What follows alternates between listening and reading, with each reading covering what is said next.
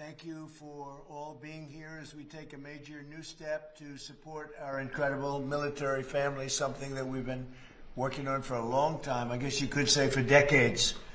There's never been anything like this. Today, I'm signing an executive order to establish the first ever Presidential Military Spouse Commission. It'll be chaired by Jennifer Hegseth, the wife of, and highly respected wife, I may add, of Secretary of War Pete Hegseth, both here. I also want to congratulate the new executive director of the commission, Desiree. So where's Desiree? Where are you, Desiree? You do such a good job.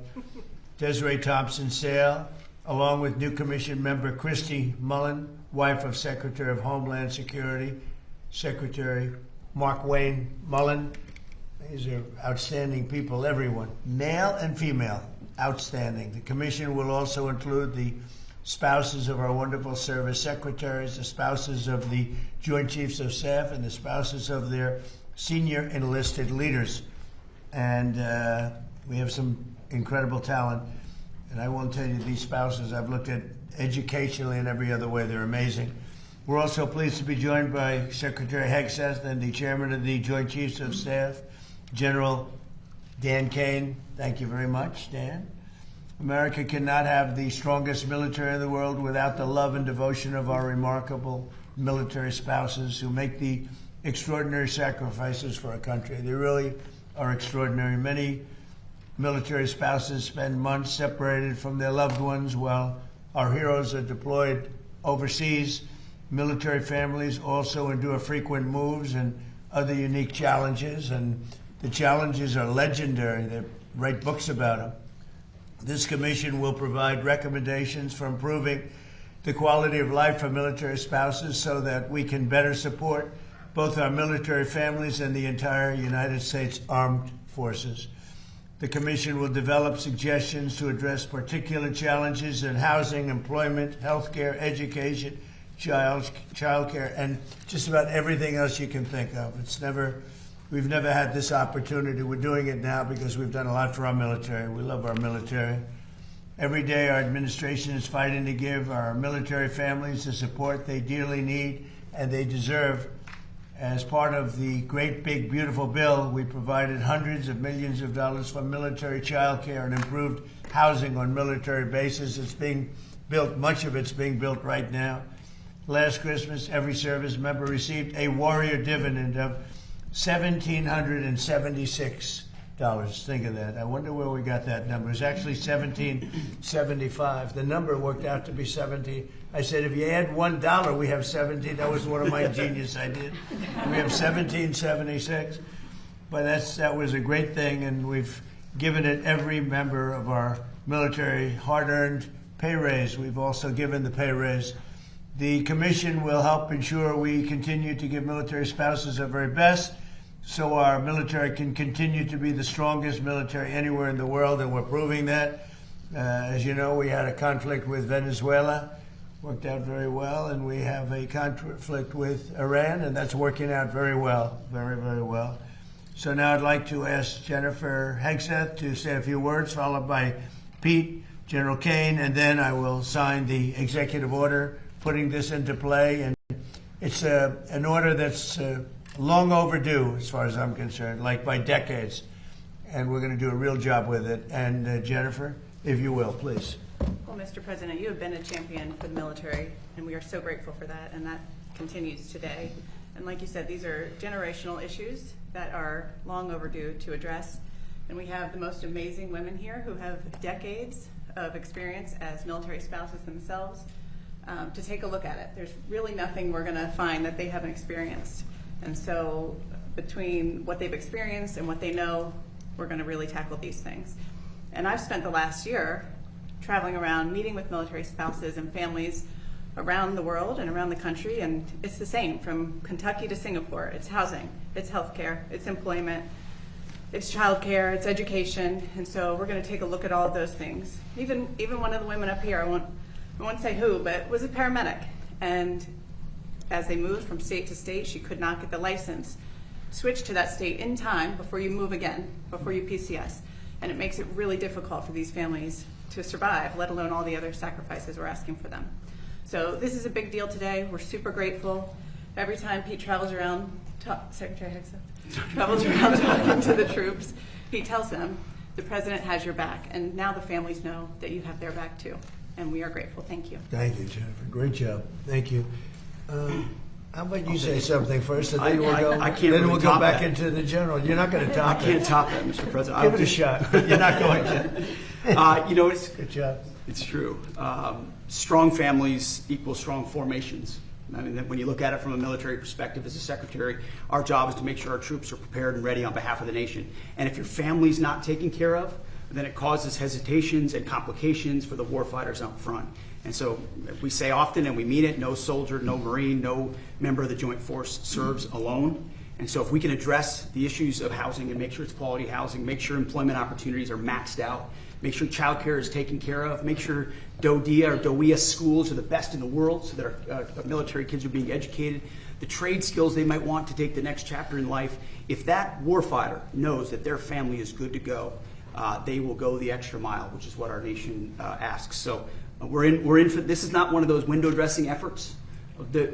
Jen's right, this entire group has mountains of experience, and they're raring to go to put it to use on behalf of the great Americans who serve our nation. And this is going to be full speed ahead to address every quality of life issue we can, which, Mr. President, you invested in the One Big Beautiful Bill. People don't know how much went into housing and into barracks and into pay. That's a down payment. And now with the $1.5 trillion, which we're working to get every dollar of, it's going to be a generational investment in barracks, in housing, in healthcare, in pay, in ways no commander-in-chief has ever done before. So, Mr. President, thank you for leading on this, and the commission's ready to go. Well, thank you very much. You're doing a fantastic job. General, please. Mr. President, Mrs. Hegseth, Secretary Hegseth, it's an honor for me to be here today at the launch of this commission. As we stand here now around the world, military service members are out doing our nation's business and ready to do what is asked of them. The foundation of American military readiness is the families, and the backstopping of all of that is the military spouses that serve behind them. Inevitably, every time somebody deploys, that refrigerator will break down, the car will break down. You think we're strong. American military spouses are 10 times stronger, and the lift that they carry is significant every single day. I want to thank this commission for the work that they're going to do to help improve military families' lives and military spouses' lives. It is a critical enabler for American warfighting capabilities. So to all of you here and all the work that went into putting this commission together, thank you. And Mr. President, we're honored to be here today. Where will they be meeting when you have meetings? Because you're going to be having a lot of meetings. Do you know where you're going to be meeting? Every month here at the White House. Oh, that's great. Yes. We can't do better than that. Can't do better than that. Use the Oval Office. Yeah.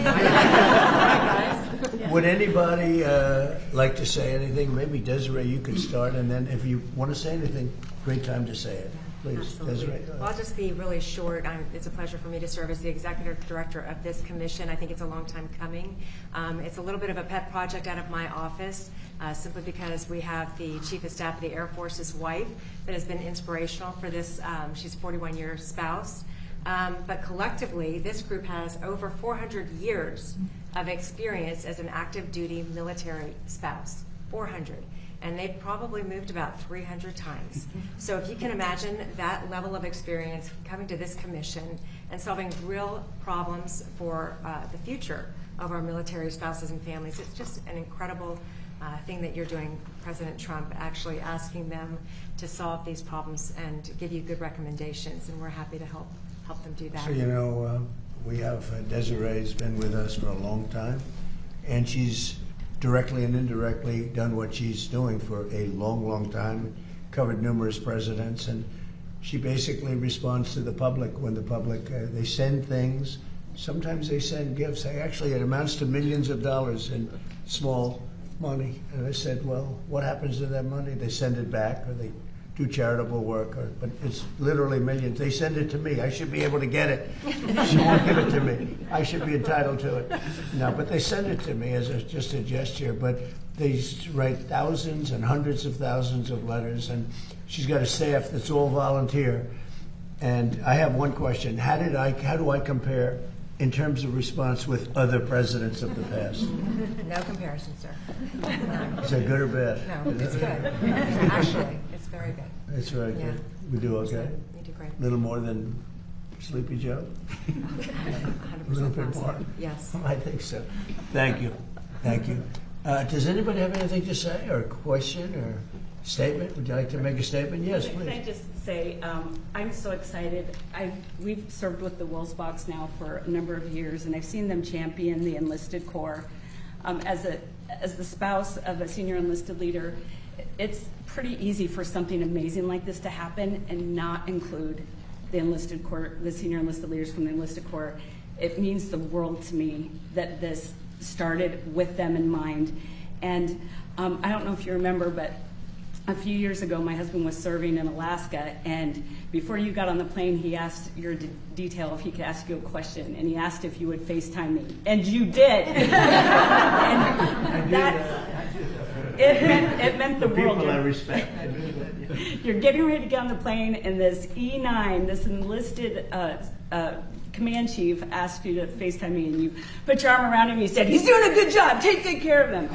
And that picture has hung in his office since, and it just means the world to me that you highlight the enlisted corps every chance you get.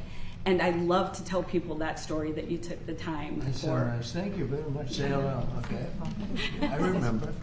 Please, anybody else? Mr. President, this is Cindy Wilsbach, who's humble to That's her right. core and has had a significant role in putting this commission together. So I just want to highlight Would like Cindy's to work. say something? I would just like to say this is a red letter day for me. Just the honor that I feel to be surrounded by these spouses who, what I like to say is we serve by oath or by vow. We didn't all raise our right hand to take an oath, but we began serving this great nation when we extended our left hand and said a vow to the person that we love that serves this country.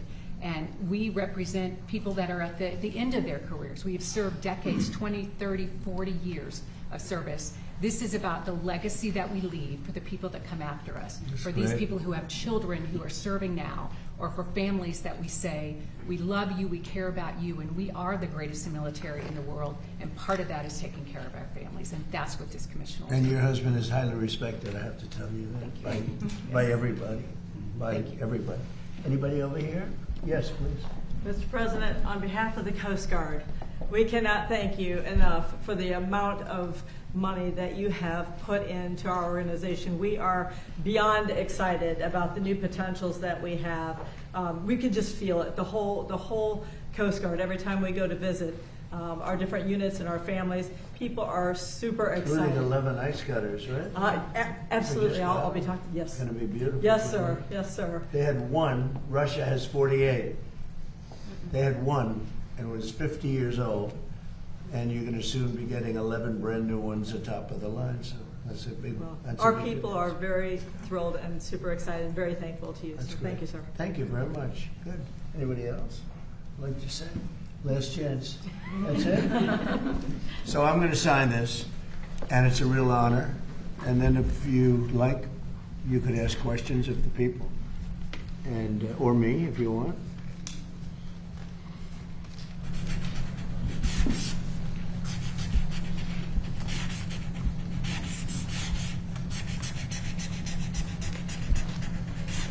Okay, that's a good one. So I wouldn't want a bad one on this time. Some are good. You know, we rate them from 6 to 10. 6 is usually when I'm standing up holding it. You can't do a very good one, but that's a 10. So you deserve a 10 too.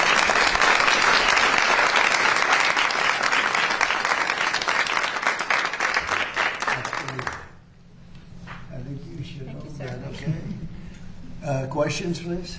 Please. On behalf of the press corps, thank you, ladies, for what you do for our service members in this country. Mr. President, are the talks with Iran now off and are airstrikes No, back they're on? on. They're going on right now. It's an amazing thing. We have a little problem with Iran because we have many talks and we'll say we have or we don't have. You know, we're straight about it. But they deny, but they're not denying it now. They just put out a statement not denying it. But for some reason, they, when they're talking, they don't like saying that they're talking. So I say, wait, we're in talks. Big deal. We're in talks. And they'll sometimes deny it, even though they spend hours and hours together talking. No, the talks are going along. We're going to hit them very hard yesterday, very, very hard, harder than any attack, I think I can say, General, from a point of knowledge, any attack since World War II, that's pretty big, and we were set to go, and they called. And in addition, Saudi Arabia called, and UAE called, Qatar called. Got calls from numerous people. I don't want to use the word begging, but some were, in particular, Iran did not want to be hit. And they said, we want to talk. We want to talk about the Strait, but more importantly, from my standpoint, we want to talk about the denuclearization of Iran, because it's what it's all about. This is why I'm doing this. And it should have been done. It's now 50 years. We keep saying 47 years, but 3 years have gone by. But it's for 50 years that other presidents should have been doing or other countries. Didn't have to be us, but other countries. And nobody did it. And it was time, and we hit them hard with the B-2s more than a year ago now. And that knocked out their capability, their potential capability. We've done a great job. But when we talk, we say we're talking. If we're not talking, when you ask me, no, we're not talking, I'll say it. But we are talking right now. We're talking, and we're talking at the request of Iran, backed by Saudi Arabia, backed by UAE, and backed by Qatar in particular, but others also. Many countries called. The leaders of many, I'm friendly with a lot of them, almost all of them, one way or the other, and they all wanted to give this a last chance. This is a last chance. This is not something that, if it doesn't happen, this is a last chance for them to sign a good document. Yeah, please. Mr. President, New York City Mayor Zoran Mamdani is requiring an ID to access his government-run grocery stores. What then is your message to Democrats who do not want to pass the Save America Act and ensure, ID at the ballot box? When was this announced? This was just announced. Yeah, I heard about it. Yeah. Well, I wish they'd have an ID to access the voting booth. You know, they don't want to access the voting booth with any identification. We want voter ID, and we want proof of citizenship. Well, he also had a thing where you had to have 2 different IDs to shovel snow during the winter, right? So that's a very friendly question. I like her. Who are you with? One American News, sir. Very good. All right. Good question. Very good. A good group, too. Almost 20 GOP senators who have pledged to stay in D.C. to pass the Save America Act. So what's your message to the rest of the senators who are still on their summer recess? I think there's nothing more important than the Save America Act. I think they should stay. They do what they want, but I think they should stay. Mr. President, I think it's so important to get it passed. Yeah. Mr. President, where are the Iran talks, and what are your requirements Well, you'll find right out today or tomorrow. I mean, they're going to go quickly, one way or the other. It's not very complex. We're talking about the Strait, the opening of the Strait, having it open literally by tomorrow, completely open. And that's phase 1. And phase 2 is we then will talk about the nuclear capacity, the nuclear, as we've been mentioned. Basically, it's, I think, the denuclearization of Iran. Has to happen. And that'll be the second phase. But the first phase is the opening of the Straits. The second phase will be the denuclearization, and that'll take a little while. But we're very strong on it. They cannot have a nuclear weapon. Iran cannot have a nuclear weapon, and I've never changed in that. Yeah, please, in the back. Thank you, Mr. President. You said that if Democrats get back into power, what is happening in Spain awaits America. What should voters in other countries with elections coming up soon take away from what's going on in Spain? You have to be very careful with the whole socialist thing. I think in many cases it's much more than socialist. They skipped socialism. They went directly to communism. But when I saw what happened in Spain, I said, we had a version of that. You could say much worse. We allowed 25 million people under Joe Biden, the Democrats.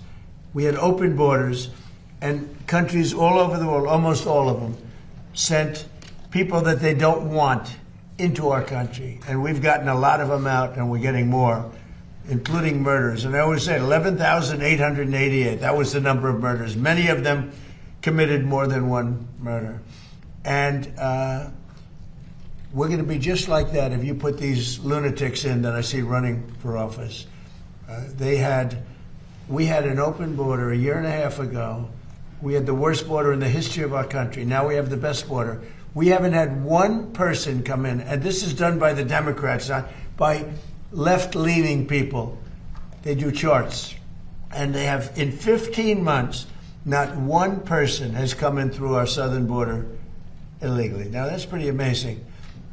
I'd say maybe 10, maybe 15. They say none. And believe me, if they did, they'd love to report it.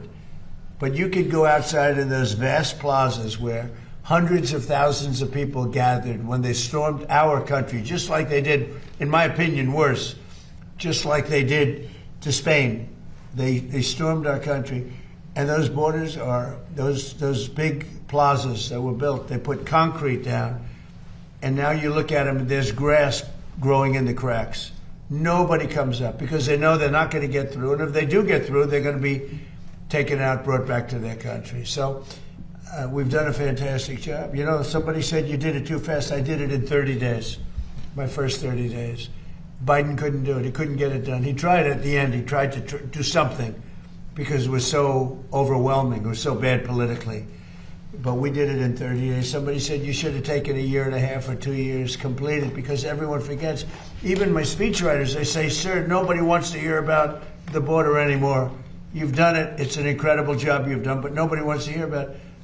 And I should have taken a couple of years to do it because, and it actually was, the public has about a 2-year, people do, they have a 2-year memory for certain things. They have a 2-week memory.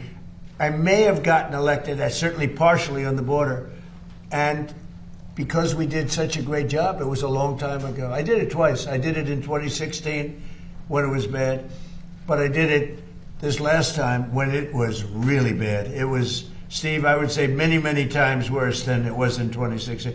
2016 was bad, but what we just had a year and a half ago, that was the worst border maybe in world history. There's not a third world country that would have allowed that to happen, where people coming in from prisons and people coming in from mental institutions and people forced in by government, because these are the people that those governments, those countries, I know them all, they didn't want.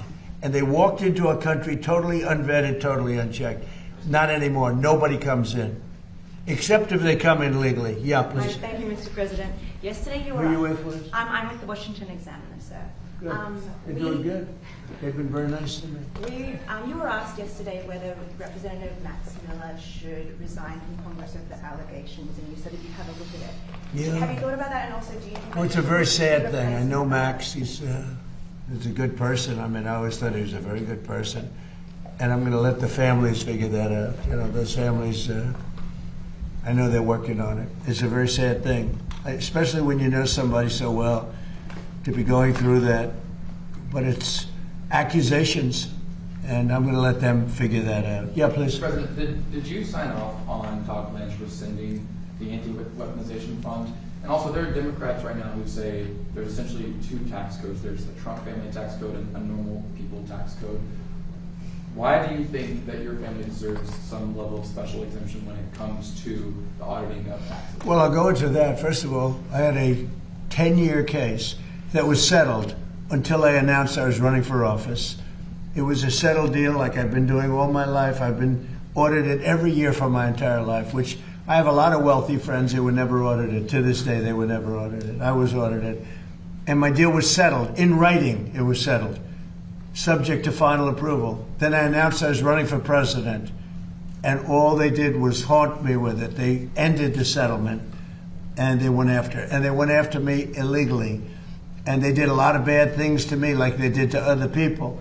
And I was treated very unfairly by the IRS. It was weaponized against me. Think of it. I had a case this is a 10-year-old case, and it was settled. It was done. The case was over. I announced I'm running for president, and they terminated the settlement in Washington, and they went after me. And what they did here was frankly, if you talk about reparations or if you talk about payment, what they did to me, I had a very good case against them. So this was a case that was settled, that when I decided to run for president, right at the beginning, this is a long time, it's been going on for a long time, they terminated the settlement, which is something that never happened before. We have letters from the biggest law firms in Washington saying that this case is nonsense, just like the Russia was nonsense. They weaponized government. And so that's that, and most people understand that. On the fund, these were people that were treated unbelievable. 22 suicides, more than that, I think.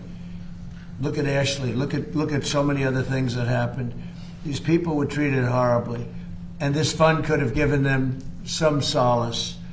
But it happens to be very popular among many quarters, and I don't participate in that fund. I was certainly treated badly. I don't participate, but I thought it would be very fair for people that spent years in prison, people that were treated so badly, for in many cases people that did absolutely nothing wrong. So I view that fund as a positive, and a lot of Republicans do too, not so many Democrats. And it's not only for that, it's for other things too. People that have been treated unfairly, that have been weaponized by a corrupt government that we had with Obama and that we had with Biden. You had a corrupt government with both of them. Mr. President, did you sign off on Todd Blanche rescinding? I didn't look at it. All I know is that Todd Blanche is great. He's going to do a great job. Everybody knows it. And I understand there's been a sign-off. But I don't know what they agreed. I think Todd Blanche agreed to reconfirm things that he's already said. And what he said was okay. Can I Please, go ahead. Avenues that you have, other avenues you have supporters get paid potentially if it's not the anti-weaponization fund? Is there another? Who are you with? I'm with MS Now, sir. You who? MS Now. MS Now? Yes, sir. What a terrible show that is. They have the worst people on that show. Are there other avenues that you want to see people? No, there's no other avenues that I know about. Go ahead. Mr. President, on the Iran talks. MS Now. That's the failed MSDNC, right? The failed. They failed. They gave it a new name. You know why? Because nobody watched it. Go ahead. And fewer people are watching it now. On the Iran talks, is there discussions? Is Iran willing to return to a fully free navigation of the strait? Is that on the table? Say it again differently. Would Iran be willing to return to fully free navigation of the It has to be. I'm not going to let them charge. Would you If anybody's going to charge, we'll charge. We're the one that has total control. We have total control. You know, we have a thing called a blockade with his Navy. And that Navy is, they call it a wall of steel, the United States wall of steel. And no, there's not going to be charging. We're not talking about charging at all. There won't be charging. Yeah, please, in the back. Mr. President, you said last week that illegal immigration... Who are you with? GB News. You said that illegal immigration is killing the UK. Nigel Farage today has proposed the use of the Royal Navy to combat small boats crossing the Channel. Do you think that European nations, including the UK, should be using their militaries to stop illegal immigration? Look, you have to stop illegal immigration in Europe. I know Europe better than anybody, better than the people that run it, and I have great relationships. Two things are killing Europe. Number one is immigration. Number two is energy. Like the UK, when you look at the UK, they have one of the best energy fields in the world, North Sea oil. Now, I think your new prime minister is going to actually open up from what I hear, I spoke to him, and he sounded terrific on this subject. But you open it up, you'll be a wealthy country. You keep it closed, you're going to be a bankrupt country, which is what you are now. Essentially, you're a bankrupt country. You have one of the greatest energy fields, the North Sea oil. One of the greatest fields in the world. You know, the UK buys its energy from Norway, who gets the energy from the North Sea, from not as vibrant a part of the North Sea oil was. You're sitting on top of gold, better than gold, and you don't do anything with it. It doesn't work. You don't allow the oil companies in, and it doesn't work. And I spoke with your new prime minister. I was very impressed, and he sort of indicated to me, I said, look, you can be a wealthy country or a bankrupt country. You have your choice. Not every country has that choice. Almost no country has that choice. But in the case of the UK, Scotland, I'm talking about Scotland, right off the shore, in Aberdeen, Scotland. Aberdeen was the oil capital of Europe for years. And then one day the Liberals got in and they closed it. And your energy rates have quadrupled. You have among the highest energy prices in the world. You could cut them in half. You could give away free energy if you'd open up the North Sea. And it's good for another 500 years, maybe more, probably 1,000 years. Has our new Prime Minister restored your faith in the leadership of Britain? Has our new Prime Minister restored your faith in the leadership of Britain, or do you think it's too late? Look, I think we're going to have a very good relationship. We'll see. I'm not going to tell him how to run his country, but I can tell you, immigration is an incredible problem for Europe. You're allowing people in that in many cases are not going to help you. I'm going to be nice. They're not going to help you. And the people that are there, people from your country, people from other countries that have been there for a long time and did a great job, beautiful place. Look, I love it. You know, my parents both came from Europe indirectly. So a German, Scot, and you know, it's like one of those things. It's very sad. When I see what's happening to Europe, it's very sad to me. But they have a problem with immigration. They have a problem with energy. You have windmills all over the place. Windmills, you lose your shirt. Any country with windmills is a loser, okay? You just have to look. If they have windmills, they're a loser. Because you lose money with windmills. Mr. President. Yeah, please, go ahead. Thank you, Mr. President. Go ahead, who are you with? John Fredericks Media. Yeah, that's right. Original name. What was your name before? John Fredericks. Go ahead, John. Mark. Two domestic questions, sir. The first one is, Exxon and Chevron, integrated oil U.S., just announced record profits second quarter. Unbelievable. For Exxon, for instance, 14 billion highest they've had in over a decade. For Chevron for the quarter, highest in history. By 12 times. On the back. You saw that? Yes. Yeah. I mean, it's unbelievable. On the backs. I don't like it. Workers paying higher gas. Yeah. Is our... They're making too much money, okay? Based on a shortage, they're making too much money. I don't like it. And I should be the last one to say, because I'm a big free enterprise guy, nobody bigger. And, you know, you're going to see oil, when we're finished with Iran, you're going to see the prices drop through the floor. But they made too much money, too much money. Chevron, too much money. ExxonMobil, too much money. When you look at one company where they made 12 times what they made the year before, they're going to give some of that back to the public. And they better cut the retail price, the consumer price. Too much money. You're surprised I'm saying it? I'll say it loud and clear. I'm not happy about it. Go ahead. Go ahead. Just one.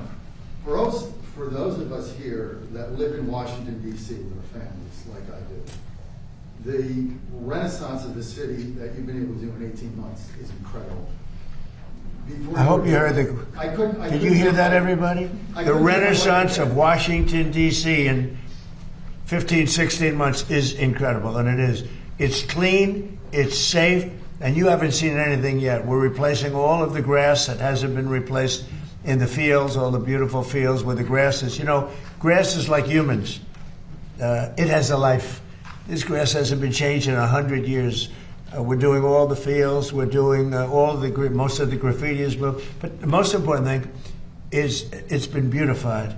We did 78 monuments and fountains and waterfalls, and they went from being horrible, mostly graffiti, said most of them for 25 years never worked. They haven't worked. And it's a renaissance, like you use the word renaissance, but it's a renaissance. But the biggest thing is we have very little crime now. This was the crime capital, frankly, of the world. It was the most unsafe capital of any country in the world. Now it's one of the safest, and it's one of the safest places in the United States. And people are coming down. You see it, the tourism in Washington, everyone's safe now. Nobody's getting mugged, shot. We used to lose 3 people a week, death. That's the least, I mean, it's 3 people in terms of death. 150 people a year were killed. They come down from Iowa, they come from Indiana. Mom, I'm looking at the Washington Monument. I'm looking at, and they end up getting killed. You call their parents, I'm sorry. Doesn't happen anymore. We don't have that anymore. We're rough, but we don't have that anymore. Our military has been unbelievable, and they work very well with the D.C. police, but our military came in, the general, people that we know so well, General, right? They don't play games, and we got the gangs out. We removed almost 5,000 people who were career criminals, who came in with Biden with the open borders, a lot of them. and they're no longer here. We sent them back to their countries. You've got to say, have you ever seen such a transformation of It's a... unbelievable if you live here. It's just, you don't want to go back. And now you can walk to work, you can walk to the White House. The people in the White House, they tell me, sir, thank you. They're thanking me all the time.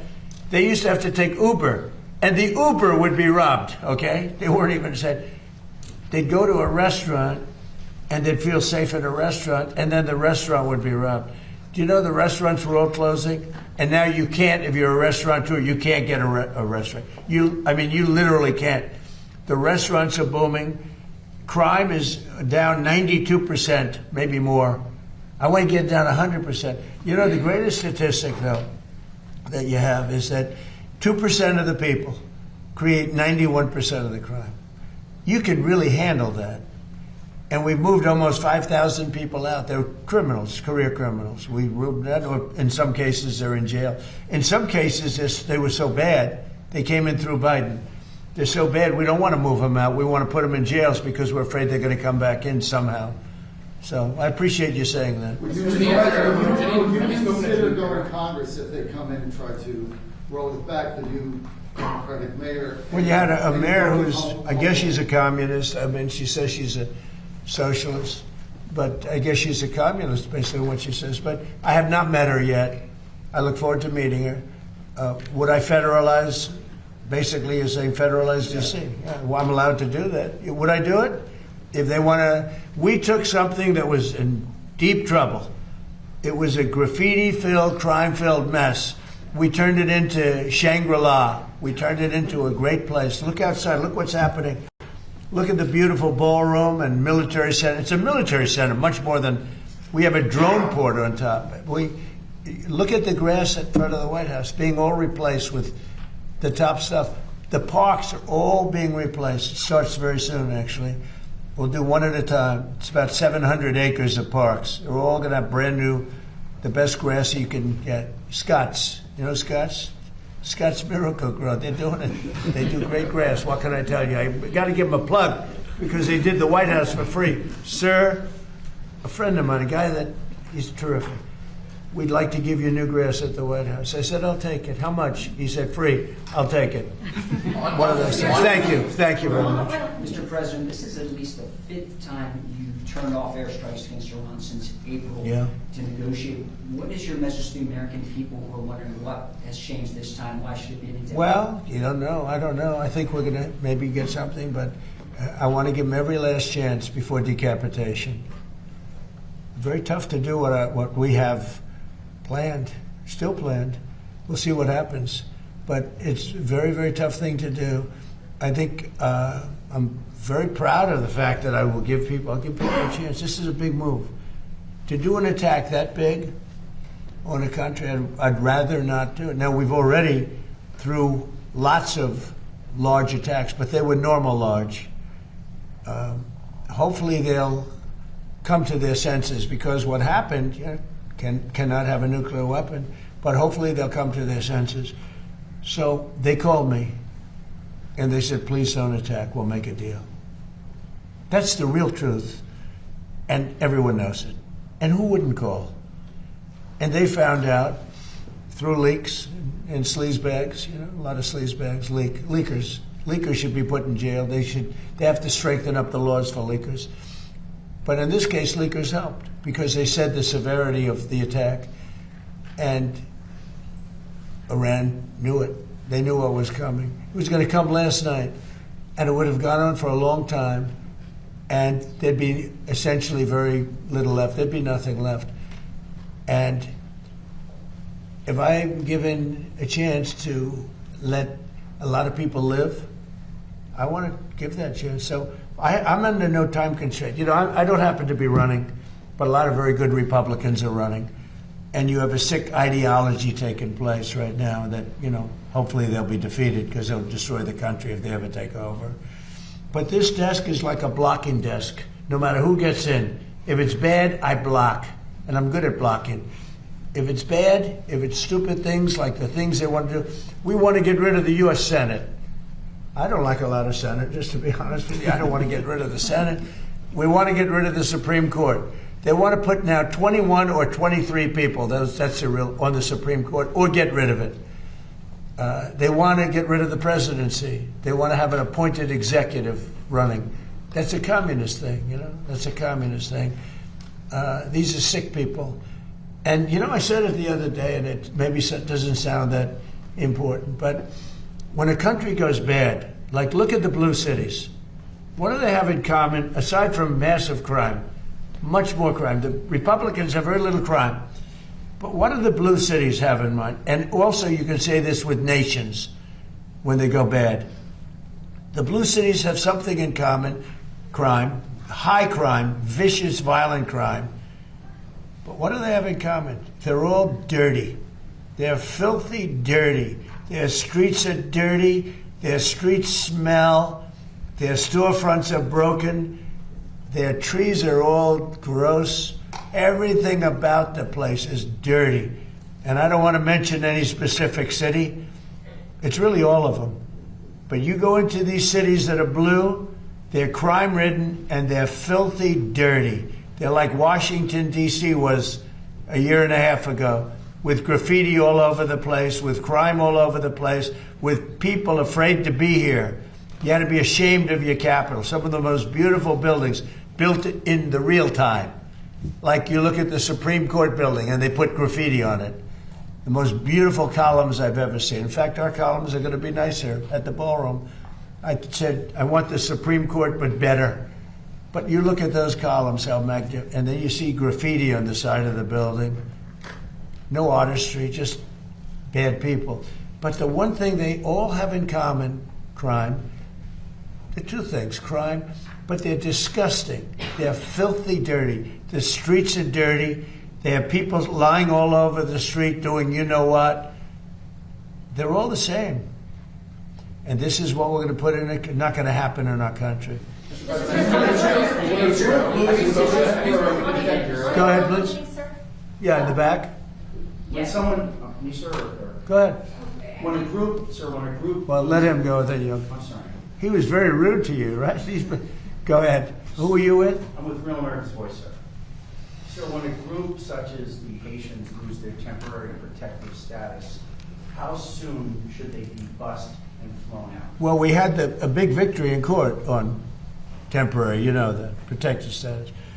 And I largely leave it up to my people.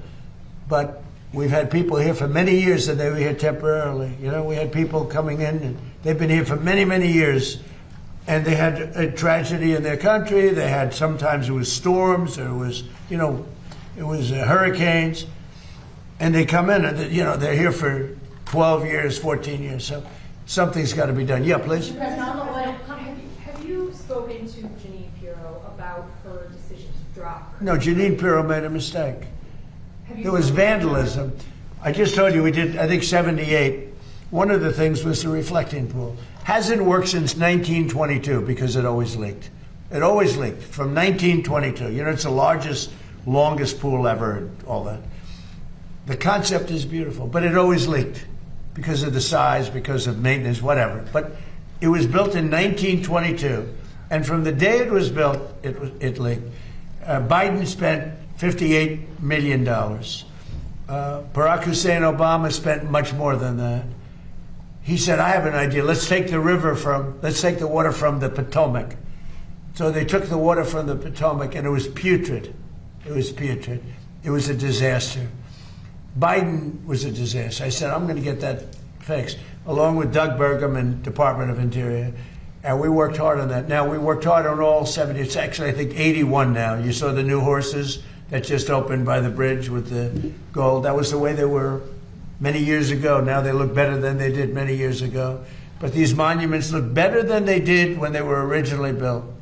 Not just a little fix-up. We made them the way they were, plus. And everyone's so proud. The biggest, one of the bigger jobs was, not really the biggest, believe it or not, but one of the biggest was the reflecting pool. And we did a great job. We sandblasted the stone outside. It was granite, so it has a long life. We did a great job. We got very expensive material to put on top of the surface that always leaked because it was stone. It was a stone surface. Always leaked. And we put it on. and it was beautiful. Now, we have photographs or tapes, like moving cameras, right? We have them where people are on the side cutting it with a box knife. Now, I'm not saying I was 100% thrilled with the contractor, but the contractor was rushing. We wanted to get it open for July 4th, and we got it done. But in addition, there was vandalism. Number one, look at the grass, where the grass was all knocked out with a very, very powerful ingredient that we know very well what it is. I'm not going to say the name because people get ideas. And they put a terrible phrase, I won't say that either, but a terrible phrase on a massive piece of grass that we had just replaced. Kill the grass. We had to replace the grass. A lot of grass. In addition, they took knives or cutters and they cut the material. It's material. And they put their hands and they pulled it. And there was also some maintenance things that we would have routinely fixed. But we had that up and it was perfect. And then you had the bubblers, which get rid of the what forms in the water. And that works great, but they turned it off because of the fight. Because it competed a little bit of noise during the fight. They turned it off. And it grows very rapidly in the water. But that actually works very well. And that's all. So now we're just about set to reopen it. And we had to replace cut areas where they cut it and ripped it. But there's a tape, and Jesse Waters, by the way, did a whole big thing on it.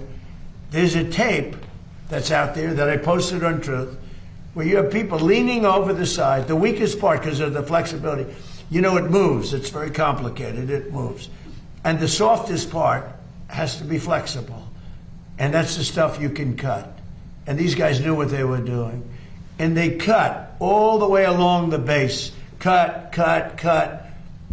Now, when Janine looked at it, it was the day after the 4th of July with the largest fireworks display in the world.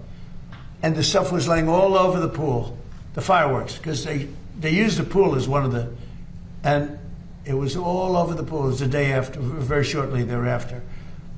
But that was working beautifully, and it was vandalized.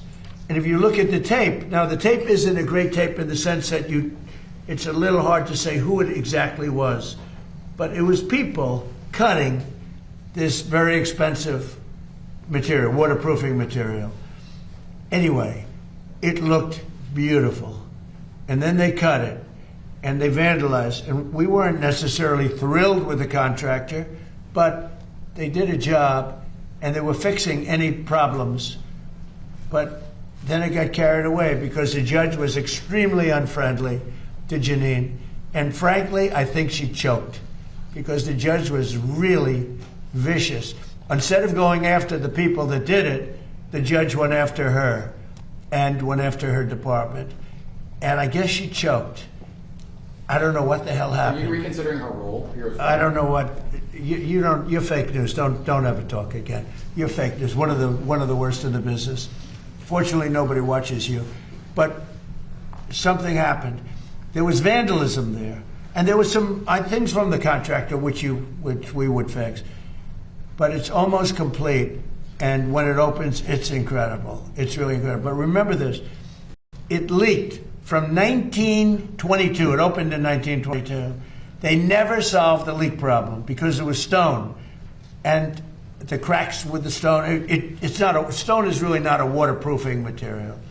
We essentially use a very high-grade swimming pool type material, which was my idea. I was very proud of that idea. And by the way, I didn't know the contractor. Everyone said the contractor. I didn't know the contractor. But when it was completed, it was perfect. But then somebody went in and cut it, just like they did the grass. Nobody talks about the grass. The grass have helicopter pictures of what they did. Wasn't it 87? Right? Do you know what they did, right? Did you see what they did? Did you see what they wrote? What did they write? 8647. That's right, 8647. They 86 them, so it's 8647. They didn't do 45. At least they left 45 out. But they and massive letters on the grass, 8647. And nobody talked about that. That was vandalism too. We had to replace all that grass. It was a tremendous amount of grass. Because when you hit it with this poison, it's acid, it kills the grass no matter how, you can't even clean it, even if you got there right after. It's very powerful stuff. I know it well. So, people did great damage to this thing because they're sick people. You know who's representing the man is a man from Crew, a sleazebag who's been suing me for my whole political, hasn't won, he's lost all the time. But Crew, do you know what Crew is? It's a third-rate operation that's supposed to be a charity, but it's not. They used it for political reasons. So we should be proud of our monuments, and we should be proud of our city. And you know, that was open before they did the damage. It was open. It never looked more beautiful. It looked like a mirror. And that's what it was supposed to be. It was a very dark color, because otherwise you don't see it, as a reflecting pool. And it looked beautiful. Well, it'll look just as beautiful. It'll be fixed and open over the next week and a half, 2 weeks. Mr. President, who are you rooting for in Michigan? One more, yeah. Who are you rooting for in Michigan? Well, you have a very interesting group. Who I'm really voting for is Mike Rogers, because I think he's going to be a great senator. But you have a communist versus a socialist. That's the way I look at it. You have a communist versus a socialist. It looks like the communist is leading. We're talking about for the Democrat primary. But for the Republican, you have a very good man, and he should be able to win. Yeah. Okay, one more. Go on, in the back. Yeah, go ahead. Lafayette Park. Lafayette Park, it's great. Do we do a good job at Lafayette Park? It's phenomenal. So Lafayette Park is right across from the other side of the street, and I made a donation of $10 million. That was me, personally. And it's unbelievable. It was so dirty and so disgusting. Like everything liberal becomes dirty and disgusting. Socialism,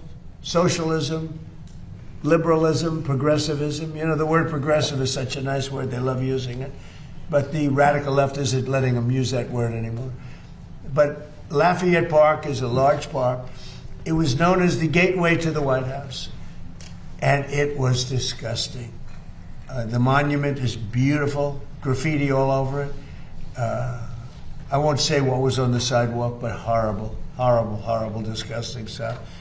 And not only did we fix it, we have military standing there watching it. And if anybody touches it, that was the one mistake with the reflecting pond. They hadn't put up the cameras yet. They had enough up because you see what's happening. But if they would have had them up, we would have had it would have been a lot easier. And I was disappointed with Jeanine Pirro, really disappointed with Jeanine Pirro. She folded like an umbrella, and people get away with things, and it's a disgrace. But we're very proud of Lafayette Park. Now we have a big decision to make. Do we take the pavers that are red, you know, the red brick pavers, and do we change them into a granite? It's a gray granite, they're beautiful, but they're not the original. So we're going to have to make that decision. You have a good sense of taste. What would you do? Huh? Yes, change it. You would change the red brick into the granite. Heartbeat. The granite is much stronger, holds up much better.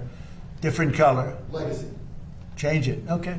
Are you considering firing Pirro, Mr. President? Go ahead, please. Thank you, Mr. President. Today's the MLB trade deadline, and there's been talk lately about a potential lockout next year. I think over salary cap concerns with salary cap. Do you support a salary cap in the MLB, and what are your thoughts? Well, we're going to talk about that at a different time. You know, it's a complex situation, but not too complex for me. Yeah, please, in the back. What did you think of the Nationals trading Luis Garcia to the Yankees? And do you think Brian The which one? Luis Garcia from the Washington Nationals to the New York Yankees. And what do you think of the job Brian Cashman's doing? Well, I've known Brian Cashman for a long time. Look, he's done a good job. I think Randy Levine is great. He's a great executive. And by the way, the NIL, or whatever it is very close to getting solved, college sports. And Randy Levine and Nick Saban and a whole group of people have done an unbelievable job. That was a case that should have been appealed by the NCAA, and they never appealed it.